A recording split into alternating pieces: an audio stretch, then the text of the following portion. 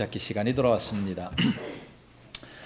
자, 요한복음 1장 요단강에 났습니다. 요한 증거 뭐를 증거했습니까? 예수님의 신선성, 예수님의 신성, 선제성, 성육신. 2장 가나 혼인잔치, 저 위에 가나 지방에다가 놓고 가나 혼인잔치 첫 번째 기적을 일으키셨습니다. 3장 니고데모 유대인의 관원이지만 거듭남에 대한 진리를 알지 못했습니다. 4장 사마리아 여자, 사마리아 땅에다가 났죠. 사마리아 여자가 너무나도 갈증에 시달렸는데 예수님 만나고 모든 것이 다 해결이 됐습니다. 5장 베데스다 연못 38년 베데스다 연못은 어디에 있느냐? 예루살렘 성 안에 있습니다. 베드로 집 근처에 있고 그 바로 옆에 큰 연자맷돌도 있고 엄청나게 큰 베데스다 연못입니다. 38년 된 병자가 예수님 만나서 다 고침을 받게 됐죠. 6장 오병이어로 물리 그런 장, 오병이어가 나타난 다음에는 반드시 물리로 걷게 됩니다.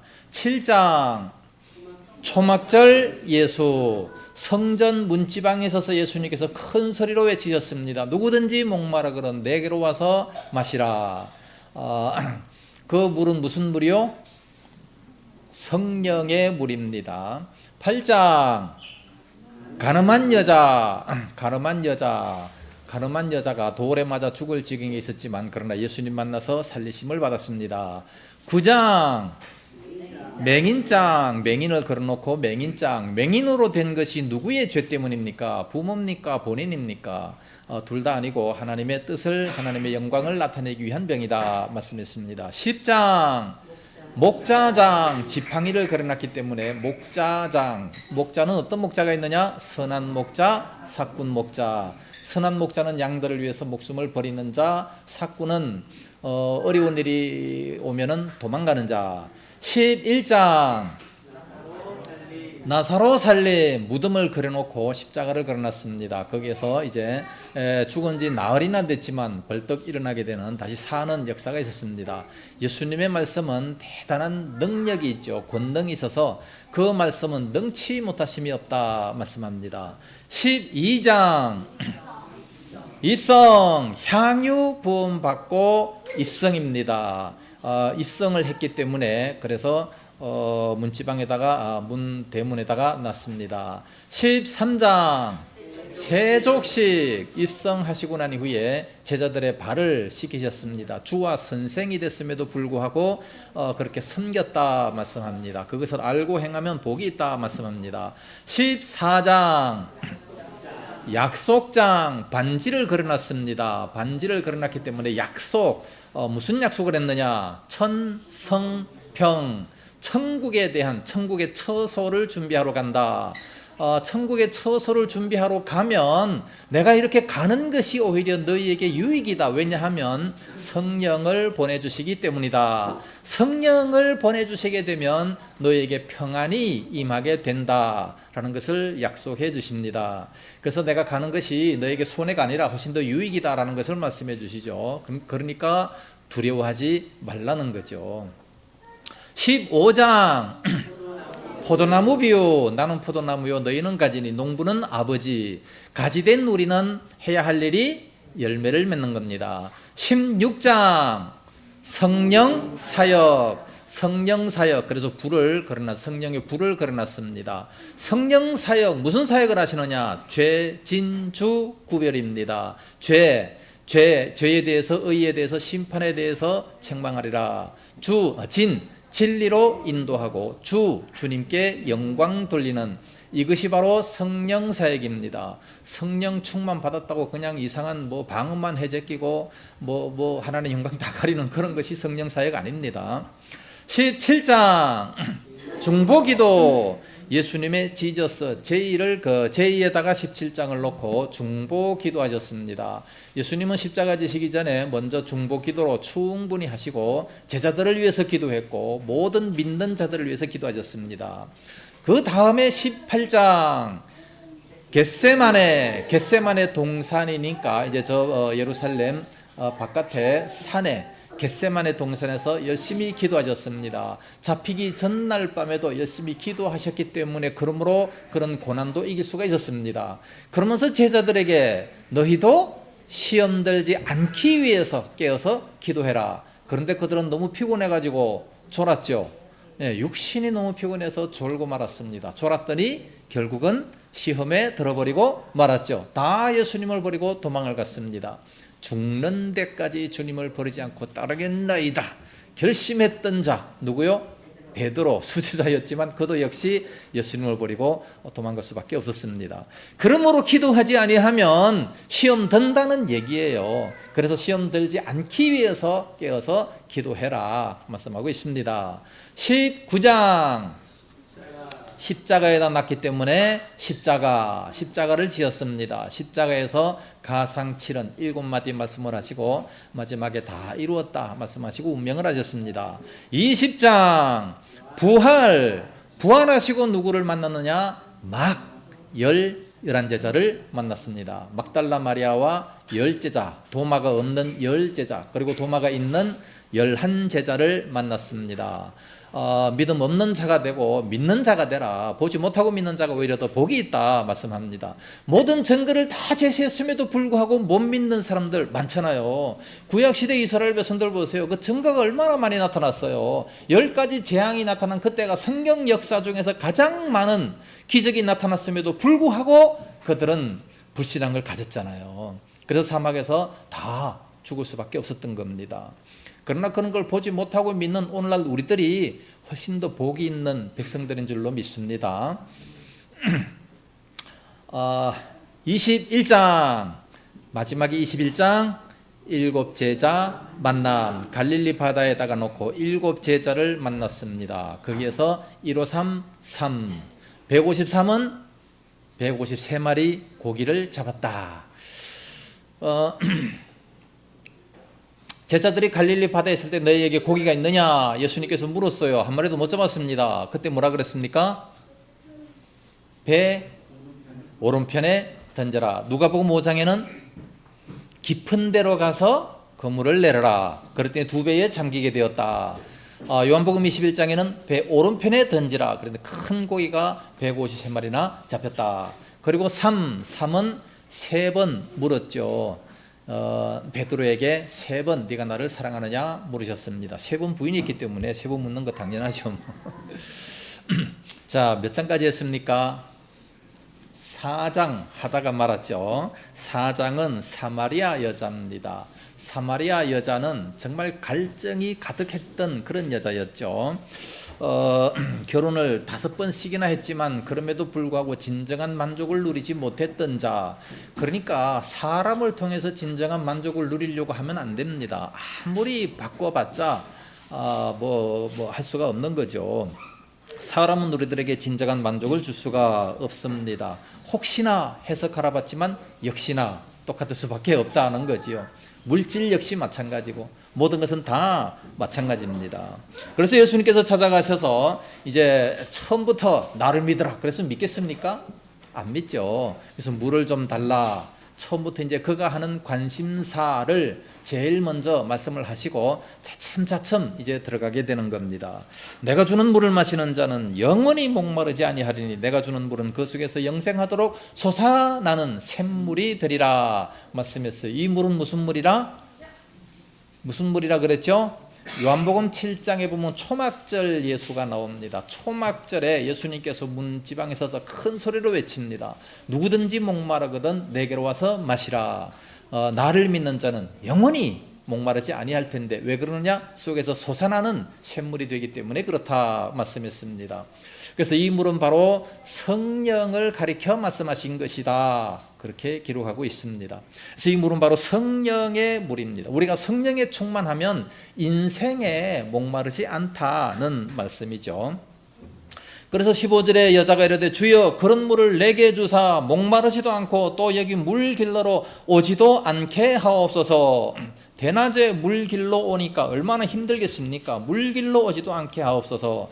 그러니까 예수님께서 가서 내 남편을 불러오라. 내 남편이 없습니다. 과거에 5명이 있었지만 현재 있는 남편도 네 남편이 아니다.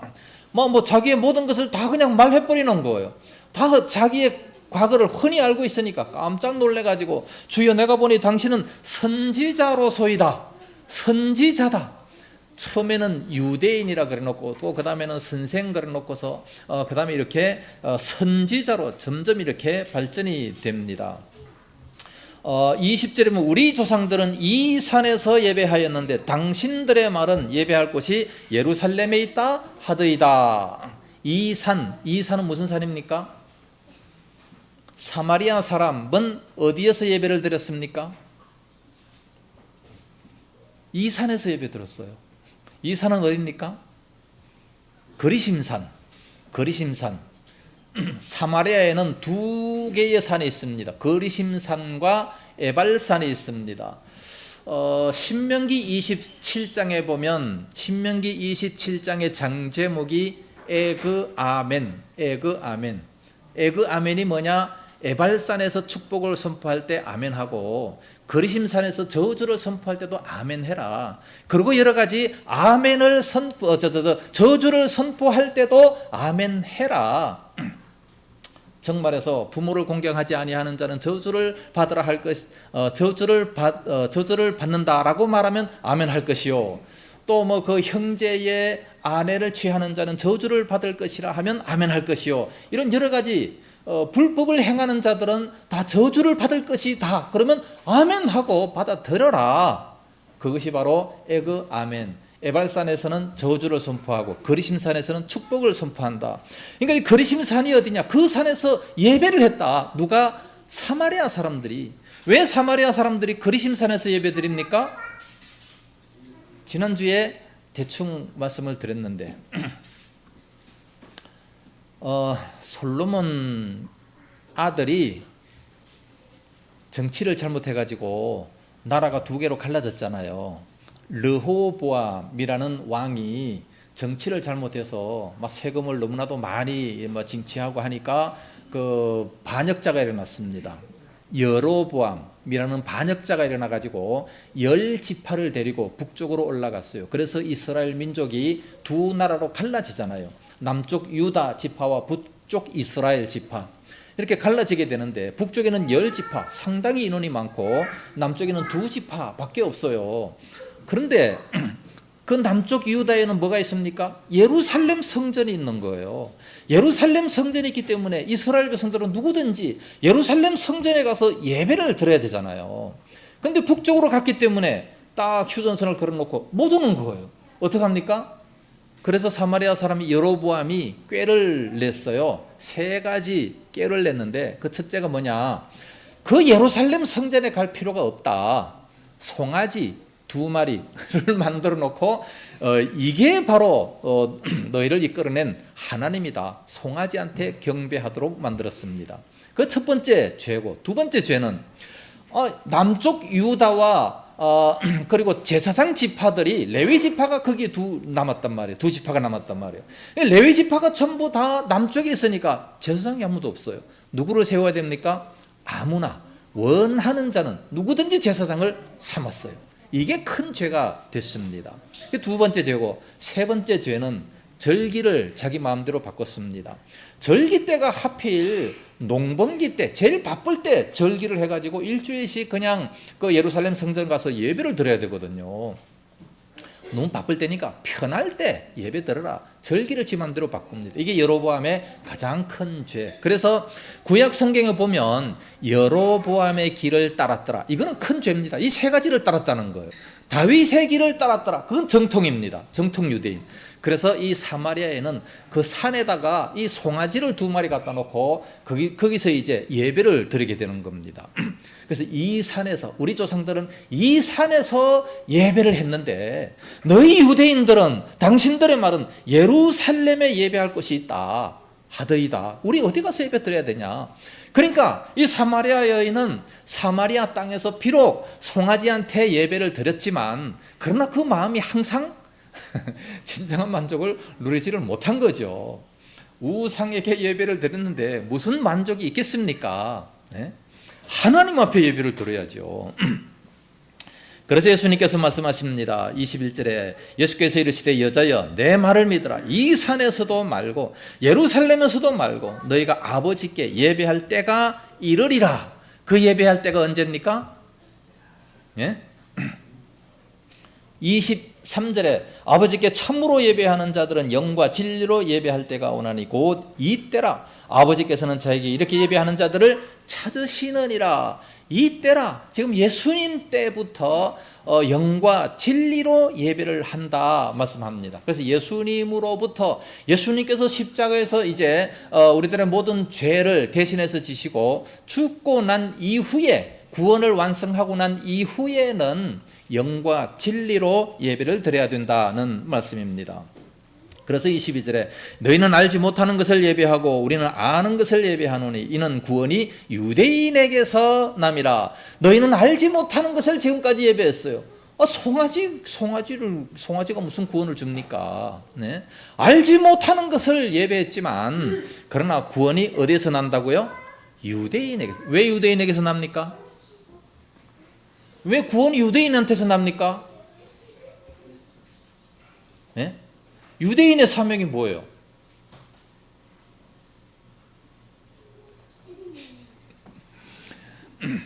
로마서에서 보면 로마서 1장, 2장, 3장은 저기에 보면 로마서 1장, 2장, 3장은 씬, 죄를 말씀하고 있습니다. 1장 이유전이잖아요. 이유전. 이방인죄, 유대인죄, 전인류죄. 1장은 이방인죄입니다. 2장은 유대인죄입니다. 3장은 전인류죄. 그래서 의인은 없나니 하나도 없도다. 그래서 저기 로마서 맥잡기가 있습니다. 자, 그럼 유대인들의 죄가 뭐냐? 유대인들의 죄, 유대인들도 하나님의 말씀이 있으면서 예배를 지금까지 쭉 내려오는 이게 참 굉장히 큰 유익을 가지고 왔어요. 그러면 유대인들의 나음이 뭐냐? 제일 마지막에 그렇게 2장 제일 마지막 절에 그렇게 나옵니다. 유대인들의 나음이 도대체 뭐냐? 아니, 이방인들도 똑같은 죄인이고 유대인들도 똑같은 죄인이라면 도대체 유대인들의 나음이 뭐냐? 그러면서 로마서 3장 2절에 그렇게 말씀하고 있습니다. 범사에 많은데 그 중에 가장 중요한 것이 하나가 있는데 그게 뭐냐? 하나님의 말씀을 맡았습니다. 유대인들은요, 하나님의 말씀을 맡아서 내려왔어요. 그 유대인들에게서 구원이 난다라는 그 얘기가 뭡니까? 하나님의 말씀을 창조 때부터 지금까지 쭉 이렇게 맡아왔던 그 하나. 자, 우리가 어떻게 구원받을 수 있어요? 어떻게 거듭날 수 있습니까? 말씀을 통해서 거듭나는 거예요. 베드로전서 1장 23절에 우리가 거듭나는 것은 항상 있는 살아있는 하나님의 말씀으로 되었느니라. 말씀으로 우리가 거듭나는 거거든요. 아무것도 모를 때 하나님의 말씀이 다 이렇게 가르쳐줘요. 이렇게 됐다. 과거 2000년 전에 예수님께서 이 땅에 오셔가지고 십자가를 졌는데 왜 졌느냐? 우리들의 죄를 위해서 대신 죽어주셨다라는 게 다 말씀에 기록되어 있잖아요. 이 말씀을 통해서 우리가 거듭난다. 이 말씀을 유대인들이 지금까지 맡아왔다는 이 참 굉장히 놀라운 사실이에요. 범사에 많은데 말씀을 맡아온 것이 가장 큰 것이다. 그렇게 기록하고 있습니다. 그래서 유대인에게서 구원이 난다. 유대인에게로부터 이렇게 난다. 그렇게 말씀을 하고 있습니다. 그러면서 그 유대인보다도 아버지께 참으로 예배하는 자들은 영과 진리로 예배할 때가 오는데 그 때가 지금이다. 영과 진리로 예배하는 자들을 하나님이 지금도 찾고 계신다 말씀하고 있어요. 영과 진리, 영 성령을 말씀합니다. 푸뉴마, 성령을 말씀하는 것이고 진리는 오직 주님밖에 없죠. 로고스, 하나님 말씀밖에 없는 겁니다. 그래서 성령과 하나님의 말씀이 풍성한 그런 예배를 드려야 된다는 것을 말씀하고 있는 겁니다. 자, 우리가 보통 예배 드릴 때에 어떻게 드리는 것이 가장 좋으냐? 영과 진리가 충만한 그런 예배, 이게 하나님께서 가장 원하시는 것이고 우리들에게 가장 은혜롭고 유익된 그런 예배입니다. 미국에서 와가지고 최신식 예배를 드린다는 사람 큰 교회 가보니까 한 찬양을 막 뜨겁게 그냥 막 1시간 반 동안 2시간 동안 막 드럼 치면서 막 때리면서 막 난리를 피우고 그러다가 막 통성기도 한 10분 동안 막 강력하게 하고 메시지 한 3분 동안 싹 하고 끝나는 이걸 아주 쌈박한 최신형 예배다. 그렇게 막 자랑하는 사람들이 대단히 많습니다. 그거 다 무너졌어요. 전부 다 무너졌습니다. 우리 교회가 과거에 찬양단 한다고 그냥 막 찬양단 하는 사람만 30명이었어요. 막 춤추면서 막 눈물 흘면서 별 난리를 피우다가 다 떠나가 버렸어. 말씀 외우라 그러니까 전부 다 그냥 나가 다 떨어지는 거예요. 맥잡기를 시작하면서 그때는요 이 성경을 외우라 그랬어요. 자, 1장이 뭐다 외우라. 천지창조 2장 1장 천지창조 외우라. 2장 인간창조 외우라. 다 나가 떨어집니다.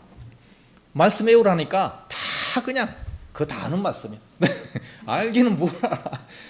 외우라는 것이 그렇게 힘든 겁니다. 우리 학교에서 얼마나 힘든 거를 외웠습니까? 영어 단어 그렇게 외우기 싫은 것도 외웠고 그 참 공부하기 싫은 걸 억지로 공부했는데 교회까지 와가지고 또 외우라 그러니까 막 엄청 싫어하더라고요. 다 떠나버렸어요. 구원은 말씀에서부터 나는 줄로 압니다. 말씀이 충만해야 그게 성령 충만한 것이고 그게 은혜 충만한 것이고 우리가 힘들고 어려울 때 무엇으로 이길 수 있습니까? 말씀을 통해서 이길 수가 있는 것이지. 찬양도요 말씀이 많이 들어있습니다. 어려울 때 정말 그 찬양을 기억하면서 그 말씀을 기억하면서 해야 되는데 찬양도 틀린 찬송들이 많아요. 동방박사 세 사람 세 사람이에요? 세 사람이라 성경에 안 나왔어요. 그냥 예물이 세 개다 그거지. 예? 몇 사람 왔는지 몰라요. 정확히 알아야 돼 우리가. 십자가 오른편에 있는 자가 구원받은 강도다. 오른편인지 왼편인지 몰라. 한 편이라 그랬어요. 정확하게 알아야 됩니다. 그와 같이 여러 가지 비슷한 이 잘못된 찬송들, 이 복음성가들이 상당히 많거든요.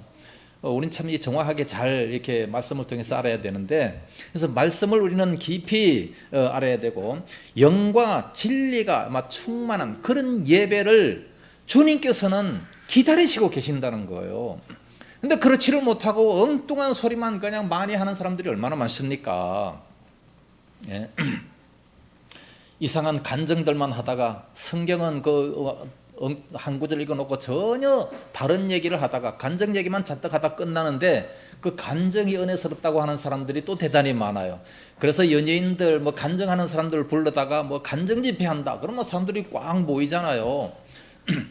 자, 간증을 할까요? 성경 말씀을 할까요? 그러면 전부 다 간증을 원하는 거예요. 왜? 성경 말씀 많이 들었다 이거지. 간증은요 잘못된 것들이 너무나도 많습니다. 그리고 간증은 그 사람에게 그렇게 역사한 것이지 그것이 나에게도 동일하게 역사하는 것이 아니거든요. 저 사람은 저렇게 해서 교회가 부흥되고 저 사람은 저렇게 해서 은혜를 받았지만 그것이 나와 동일하게 똑같이 그렇게 적용되는 것이 아니단 말이에요. 그렇지만 하나님의 말씀은 항상 나에게 적용이 되고 모든 것이 동일하게 적용이 될 수 있기 때문에 말씀을 많이 읽어야 됩니다.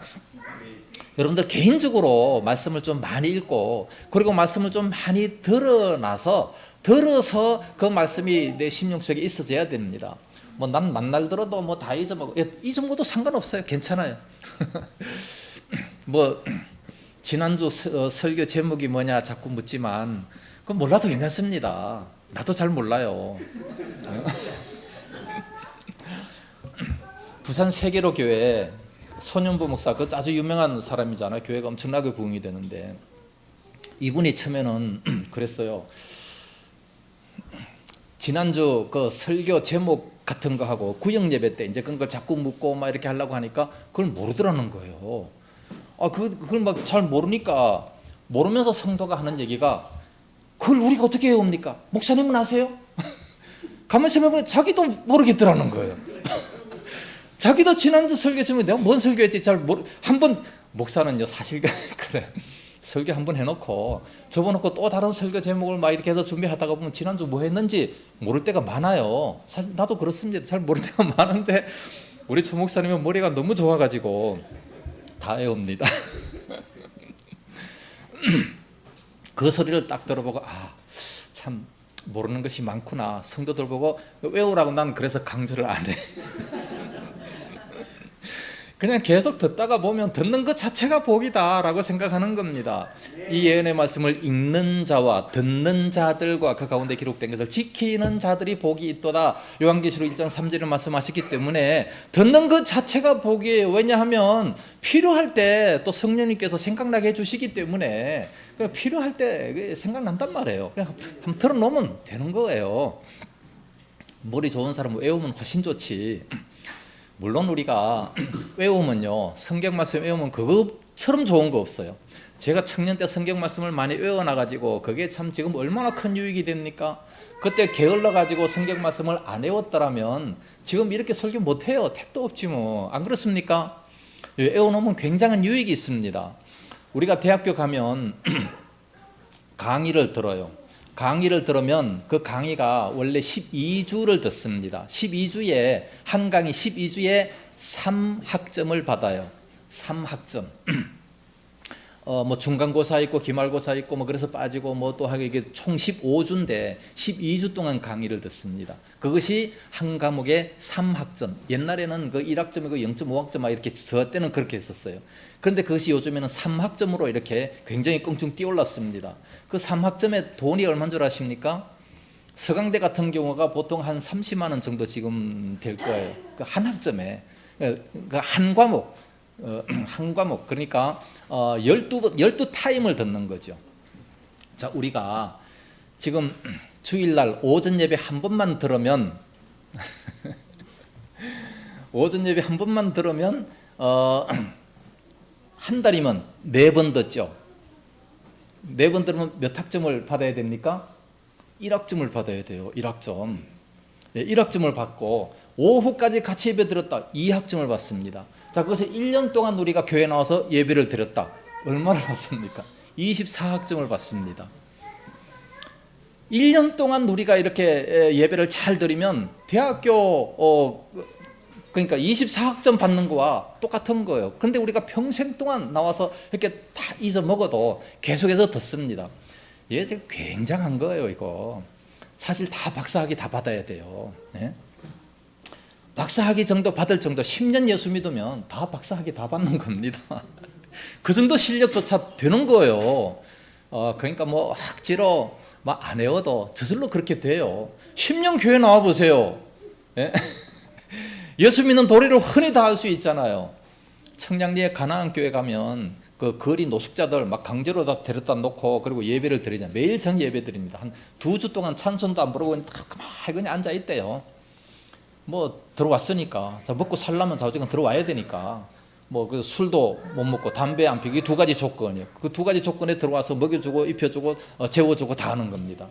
그러니까 먹고 잘라면 일단 들어와서 매일 전 예배를 드려야 됩니다. 그런데 처음에 뭐 예수 안 믿는 사람 술 먹던 사람이 와서 예배가 됩니까?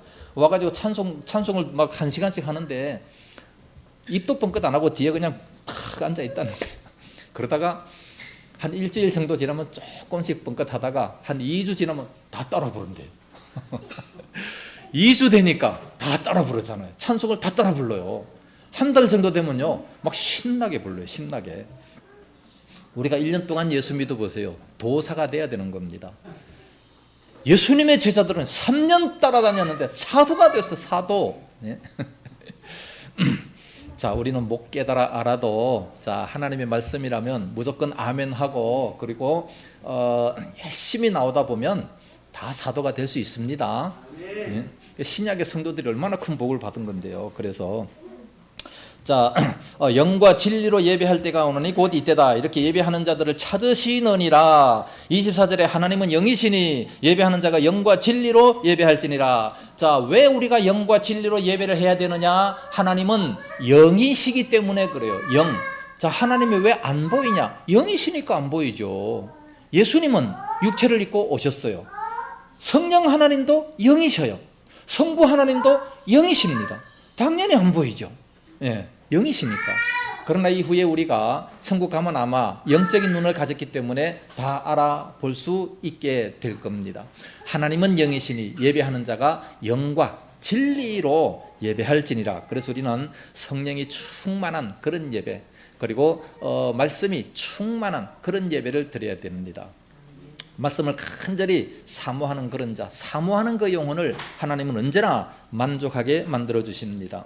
자, 그럼 예배가 뭐냐? 예배. 우리는 예배를 너무 소홀하게 생각합니다.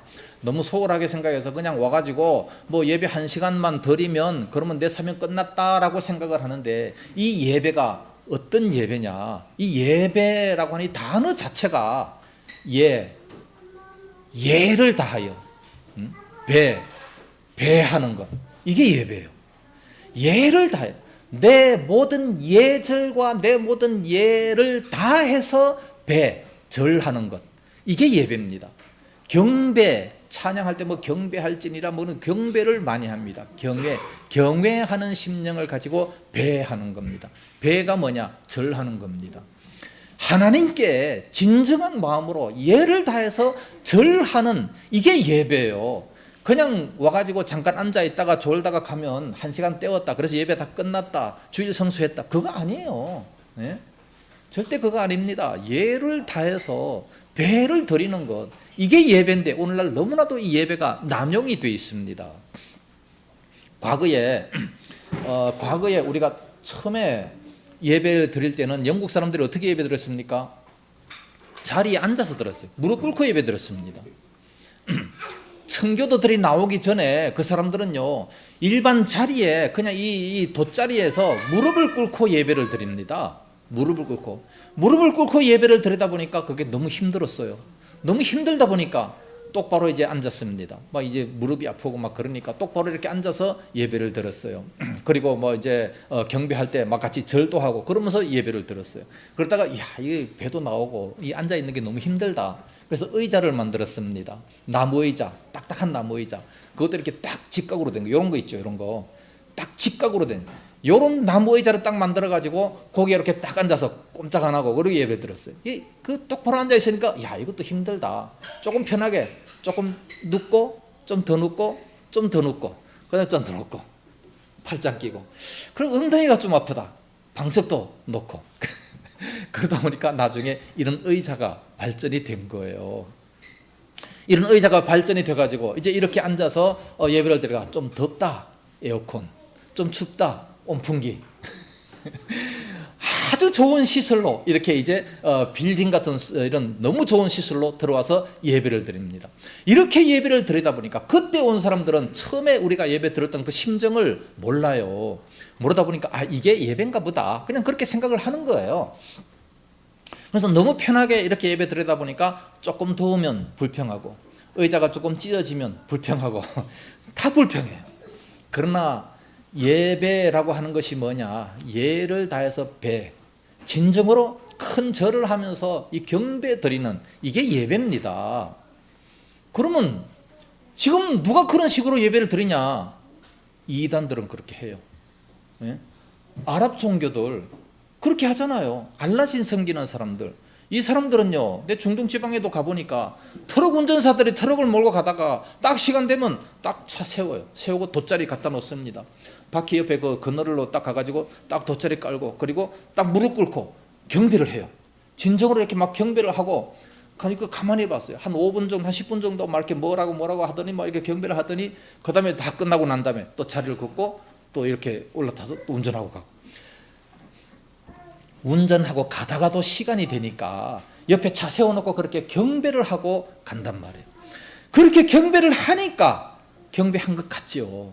정말 예배 드린 것 같은 그런 느낌이 드는 겁니다. 오늘날 우리들은 너무 편한 시대에 살기 때문에 그런 걸 못해요. 배가 나오고 일단 뭐 많이 먹어서 앉아있기도 힘들고, 그러니까 그렇게 하라 그러면 교회 나올 사람이 지금 아무도 없을 거예요.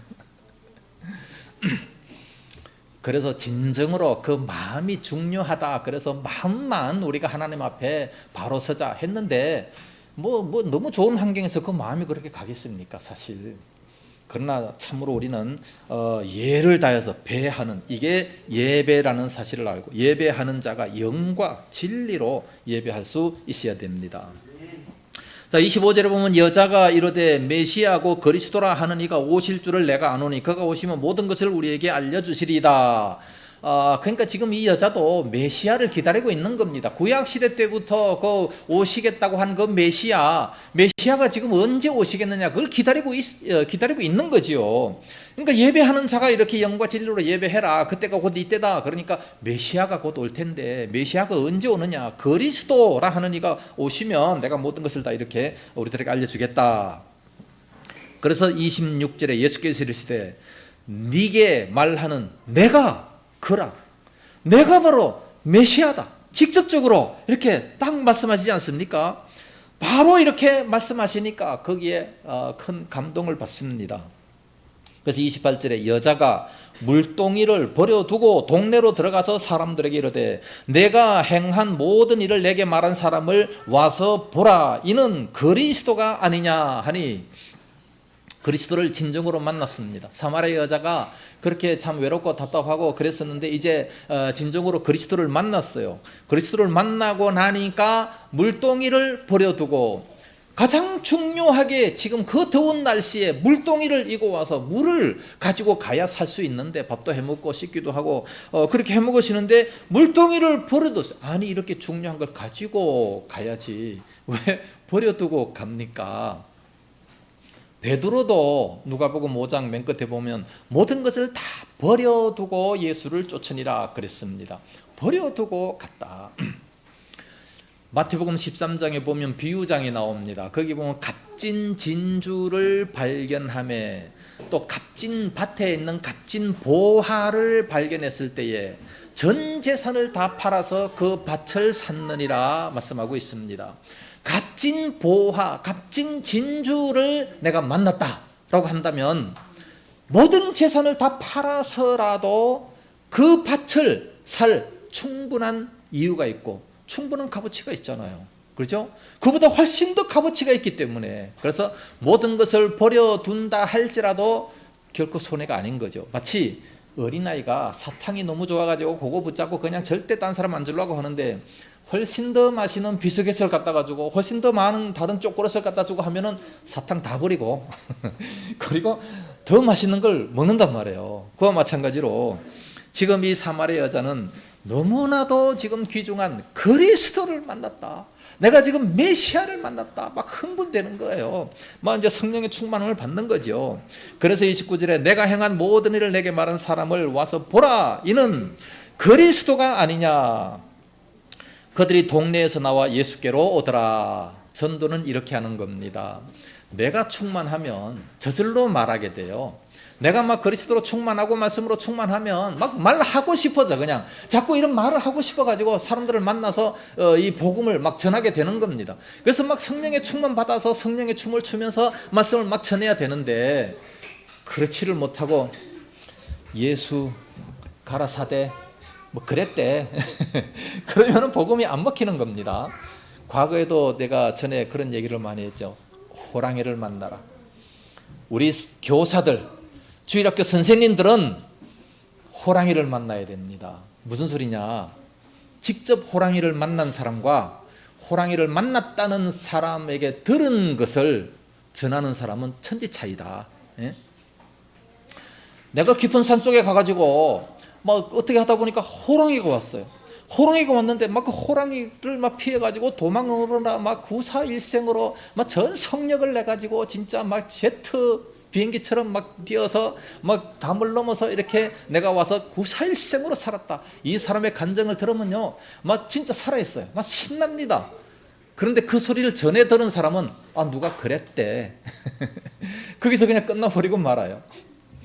내 자신이 이렇게 충만하고 체험을 하고 하면 말을 안 할 수가 없고 막 그냥 기뻐서 이 말을 안 할 수가 없는 거 아니겠습니까? 우리가 심지어 어디 가서 맛있는 냉면 한 그릇 먹고 오면 목사님 갑시다. 너무 맛있는 데가 있어요. 냉면 한 그릇 맛있는 것도 참 이렇게 같이 가서 먹으려고 하는데 하물며 우리들의 영혼이 완전히 변화받고 내가 메시아를 만났다. 이거를 가서 못 전한다는 것은 정말로 내가 체험을 못한 사람 아니겠어요? 호랑이를 못 만난 사람입니다. 진정으로 메시아를 만났다면 왜 이게 안전해지게 되겠습니까? 왜 흥분이 안 됩니까? 예? 메시아를 만났다. 그래서 사람들이 많이 나오게 되는 겁니다.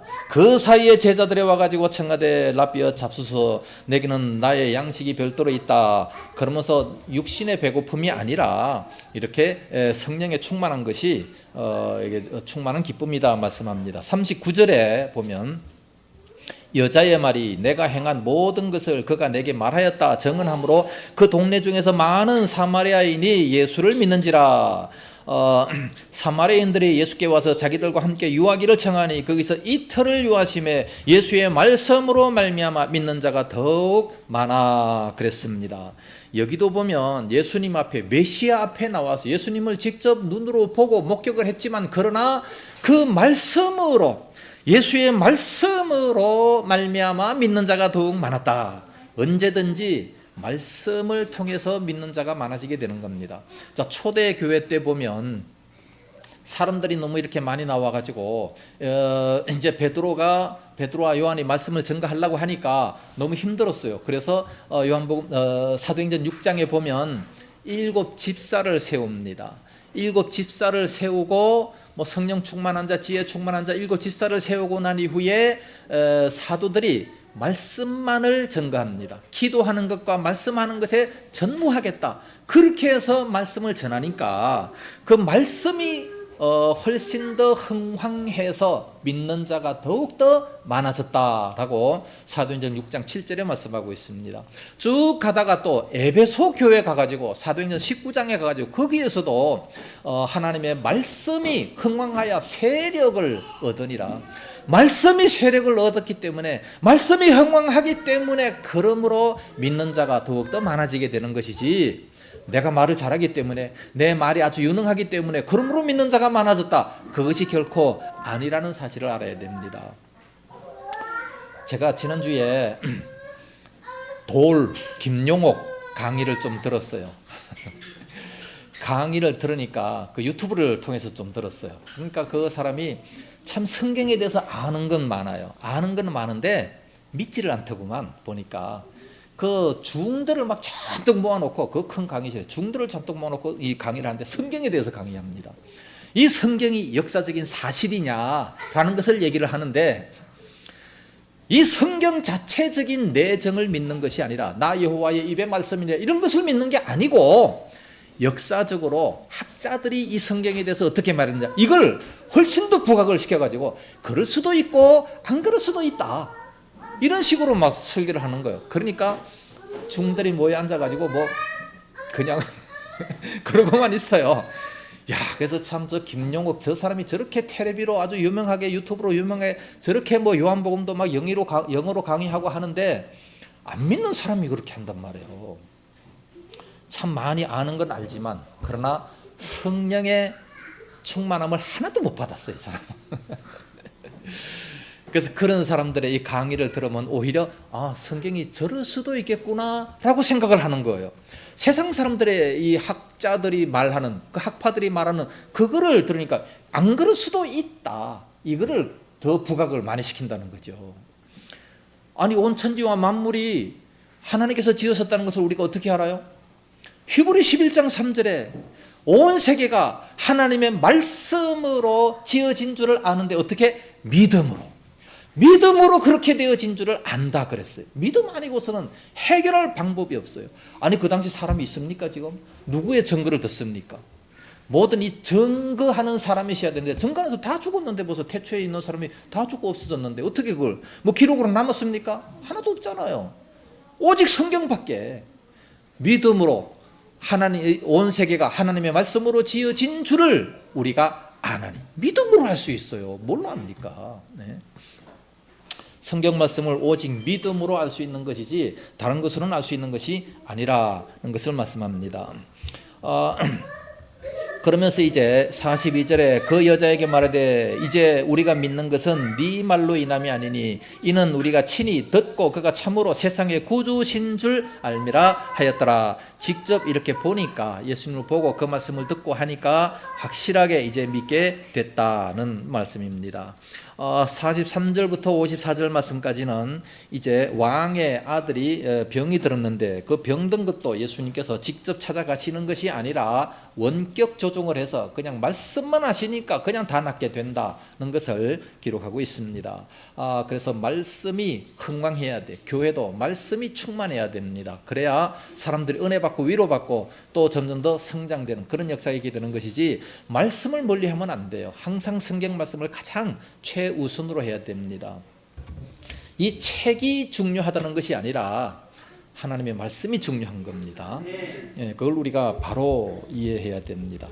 자, 다음 주에 5장 하도록 하겠습니다. 질문 있습니까? 기도하겠습니다. 걸어가시